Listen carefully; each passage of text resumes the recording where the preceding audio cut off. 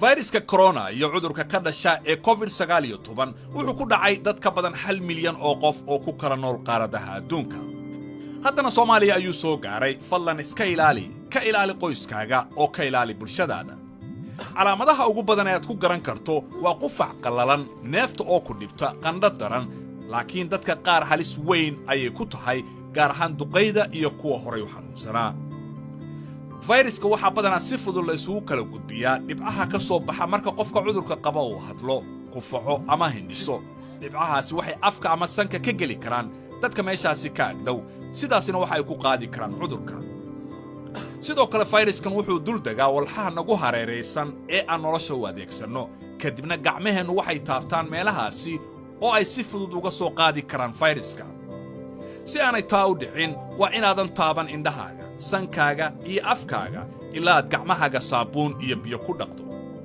marka aad qufacaysid ama aad hindhisaysid, afkaaga ku dabool laabatada suxulka ama isticmaal istiraasho, kadibna ku tuur qashinka.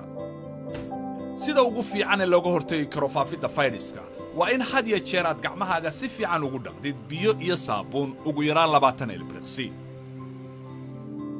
ka fogow dadka ugu yaraan 1 mitir ama in ka badan. dadka gacanta ha ku salaamin.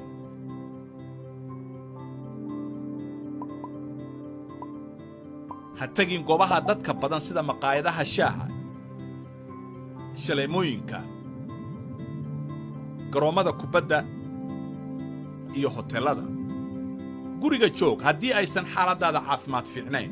haddii aad ka shakiso inaad la kulanto qof qaba cudurka COVID-19 waa inaad guriga joogtaa muddo 14 maalmood ah.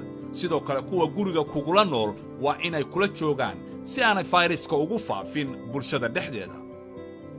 haddii aad dareentid in neeftu ay ku dhibayso, fadlan wac nambarka caawinta dawladda ee 449. la soco oo raac tilmaamaha hay'adaha caafimaadka dalka iyo habraacyada ay dawladdu u soo saarayso sida joogtada ah.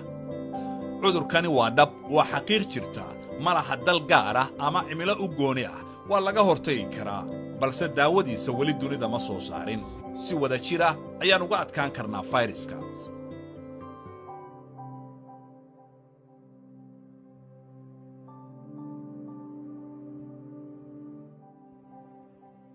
fariintan waxaa idin soo gudbinaysaa dawladda Soomaaliya